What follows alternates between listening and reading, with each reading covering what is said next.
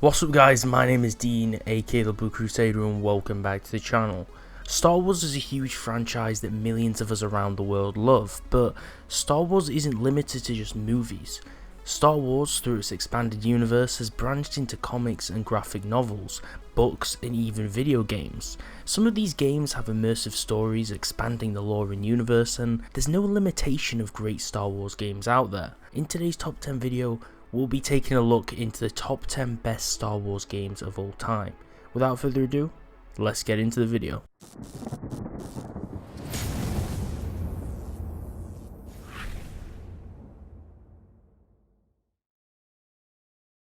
Number 10. LEGO Star Wars The Complete Saga. Everyone loves LEGO games, not just kids, but some of us young adults too. The LEGO games are known for their comedy style humour and creativity. The LEGO Star Wars The Complete Saga game was released back in 2007 and is a compilation of the first LEGO Star Wars the video game title and LEGO Star Wars the original trilogy as one big game with additional content. This made the game so great because you only needed one game to play all of the past two games of content, covering the full saga of movies, and it meant you could mix and match all playable characters together between all of the different levels, spanning the various eras of the story. Like with many of the LEGO games, each level required the player to collect gold bricks, as well as collect mini LEGO pieces called studs. If players collected enough of these studs, they'd get the true Jedi progress completed after each level, which granted a reward. Players could also collect items called mini kits, and collecting the full set of these on each map would complete a model that could be displayed in the free mode area, which for this game was the Mos Eisley Cantina. The game is definitely one many of us remember from our childhoods and is still fun to this day. Number 9.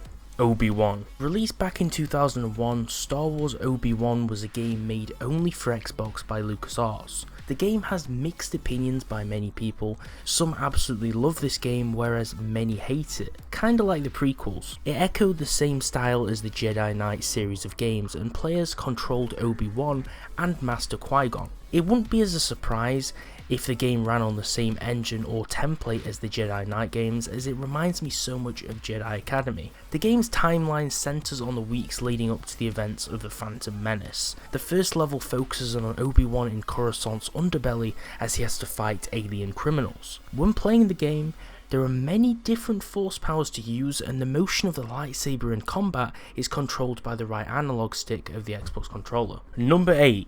Knights of the Old Republic 2. KOTOR 2, released back in 2004, is hailed as one of the best RPG games of all time. This game has a lot of content and many hours of gameplay. The game happens 5 years after the events of its prequel, KOTOR 1. The adventure leads the player on discovering the truth about themselves, as the adventurer is a Jedi who has lost their connection to the Force and is being hunted by the Sith. There are many different variations of character, with different thoughts and feelings, personalities and backgrounds, and the dialogue system reacts to how you treat characters and which choices you make. The great thing about the game is the dark side and light side system. Each choice you make impacts your light side and dark side levels, and people will react and respond to you differently based upon these. With these choices, you could be a heroic light side Jedi or a manipulative dark side user who brings down his companions with him on the same path. Depending on each side you shift to, there are different types of force powers and companions that can accompany you on your journey. In the game, you travel to and discover countless planets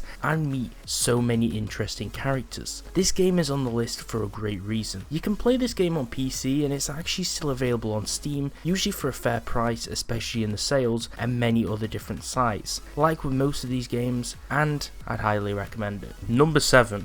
Galactic Battlegrounds. Released back in 2001, this is a game many old school players still rejoice over, but many younger fans have not experienced playing it. For those of you who may be die-hard RTS fans or OG fans of games like Stronghold or more specifically Age of Empires, then this game is for you. The visuals and game are almost identical to Age of Empires due to it being from the same creators. Some people felt like this was a cheap reskin of AoE, although AoE is one of the best RTS games of all time, so this makes Star Wars Battlegrounds simply amazing. To build structures in this game, food, ore, nova crystals and carbon, all of the materials in the game, have to be gathered. All structures can be upgraded, and there's countless variations and types of units to use. The great thing about this game is it doesn't just have static maps with no goals. You can either play sandbox mode on any map or matchups you want, or you can even play a campaign from your chosen era. For example, in the Clone Wars campaign that's predominantly based upon the 2002 film Attack of the Clones, there is new dialogue fully voiced by Christopher Lee for Count Dooku, who's the narrator when playing as the CIS droid side. For low end PCs, this game is a great time waster and super fun too if anyone is interested in RTS games. Number 6. Rogue Squadron 3 Rebel Strike. One of the more classic games on this list, Rogue Squadron 3 Rebel Strike is a GameCube game that's part of the Rogue Squadron franchise of games set upon the original trilogy. The game focuses on the player controlling Luke Skywalker and Rogue Squadron and allows you to visit the most memorable areas of the movies as you attempt to defeat the Galactic Empire. The great thing that makes Rebel Strike the best in this franchise is that the game actually allowed players to leave their starfighters to partake in ground fights such as the infamous lightsaber fights versus the AT-AT walkers on the Hoth mission. This game was a GameCube exclusive, and what makes it so memorable to me is that it had a super awesome 2-player mode that allowed full cooperative play for the majority of missions in the game. Anyone who is a fan of space battles and the epic planetary fights from the movies should be a big fan of this game. Number 5. The Force Unleashed 2. Released back in 2010 as a cross-platform game, The Force Unleashed 2 was the sequel to 2008's The Force Unleashed. Personally, although it had mixed feedback from players, this was one of my favourite of the Star Wars games. As a fan of the expanded universe, I was delighted to see that you could control Starkiller, an extremely powerful Sith secret apprentice to Darth Vader. After falling in the first game, the player controls the clone of Starkiller in this sequel, and as you progress through the story, you remember fragments of your past and drift towards the light side along with your companions. The great thing about this game is the untamed power you are given to play with. You can use extremely overpowered levels of force lightning to strike enemy stormtroopers, dual lightsabers to slash enemies with like a ninja, and so much more. The coolest thing is that you can collect different outfits and lightsaber colours throughout the game for serious customization. This theoretically allows you to walk around as Boba Fett with dual black lightsabers. For anyone who loves third-person slashing games that are story-driven will love The Force Unleashed 2. The closest comparison I can give is Darksiders 2, which is a very similar style of game, although not in setting or story. Number 4. Star Wars Galaxies. A game from back in 2003, Star Wars Galaxies is praised by many gamers to this day as one of the best RPG games of all time, or MMORPGs of all time. The game was published for Windows by Sony Online Entertainment and LucasArts and resulted in 3 expansions through 2005. The player can play as many different types of characters, and there are countless planets and cities to visit all around the galaxy. Players can build a house and furnish it with collectibles found across the world, but it doesn't stop there. In Star Wars Galaxies, the game allowed players to build their own guild cities equipped with NPC guards and buildings, just as functional as developer-created cities. There are instances in the game just like the other titles such as World of Warcraft, but what made this MMO so special? The amount of interactivity with other players in the community. The game makes the player feel like they're in a giant chat room whilst playing, and the roleplay potential is something people don't take for granted. Lively areas in the game such as the Mos Eisley Cantina are so immersive to partake in. The game would eventually shut down in 2011 to the dismay of all fans, although nowadays fan-made projects such as Star Wars Galaxies Legends still lets you play the game, and these communities are even still actively creating their own playable content, such as cities, instances, and planets for the game. Number 3. Repuiblic Commando. Some of you newer fans may have seen Repuiblic Commandos in the Clone Wars cartoon, or some of you maybe saw them in the older comics and graphic novels and thought they were seriously epic. There's even a book collection written upon these guys. The Repuiblic Commandos are the Republic's answer to the biggest problems. They're effectively the special ops of the clones. They're not just normal clone troopers, these guys have the most elite training and equipment. That's what makes 2005's Repuiblic Commando so great. Developed by LucasArts, the game was released in the same year as Episode 3, although it heavily mirrors the previous film, Attack of the Clones, in artistic style and setting. In Repuiblic Commando, the player controls RC-113A, or Boss, as he's known as, Boss is the leader of your team, Delta Squad, in the game, perhaps inspired by Delta Force in reality. Using commands in the game, you can control what your team does. Each member of your team does different tasks. One is a sniper, one is a hacker, and the other a weapon expert. You can tell your squad mates to splice doors by hacking them or set them up as sniper posts, for an example, which makes you feel really like your commands have weight and repercussions in the game as you are basically giving out the orders. This game is one of the best FPS squad-based titles ever. Number 2.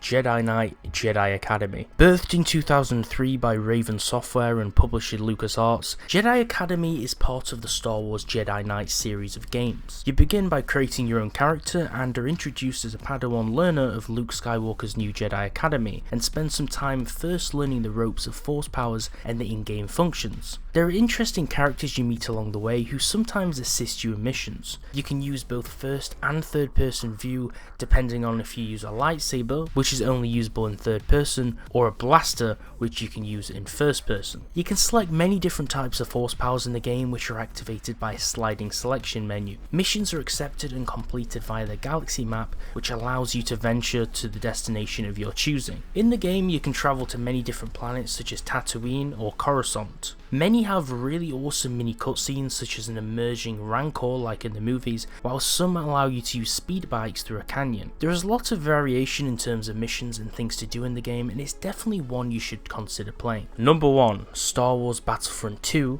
2005 edition. Like most of the best Star Wars games on this list, Battlefront 2 was released in 2005, leading up to the hype of Episode 3 Revenge of the Sith's release. The game is based on the events of both the Clone Wars and Galactic Empire eras. The game is a sequel to the 2004 title Star Wars Battlefront, and it brings so much to the table in terms of gameplay and expansion. Not only do you play as basic units, but you can play as heroes, which are activated and playable via a certain point threshold in the game. Each map has a different hero for each side. For example, Geonosis lets you play as Count Dooku and Mace Windu, which is a lore-friendly matchup from Episode 2 in the Battle of Geonosis. Each map follows this trend. There are different modes which include Galactic Assault, which is the main mode of good versus evil, with a score threshold for winning each map. Hunt mode, which usually creates matchups such as Jawas versus Tusken Raiders on Mos Eisley, or Ewoks versus Scout Troopers on Endor. And Capture the Flag, which is pretty self-explanatory. There's no season passes, loot boxes or extra nonsense to worry about in this title. This game has tons of maps allowing you to take part in nearly every destination from all the movies. This game never gets boring because of its huge mod support. The game supports community modding, allowing for expansion via hundreds of maps, units and modes, or even eras such as the Old Republic, which fans have added. This game basically has everything and then some. If you enjoyed the video, give it a like, and if you disagree with the opinions in this video and think I missed one of your favourite Star Wars games, definitely let me know in the comments section below, and also let me know which your favourite game is below too. If you want to see more top 10 videos like this and daily gaming videos, subscribe to the channel for more so you don't miss out. Thank you guys for watching, and I'll see you next time.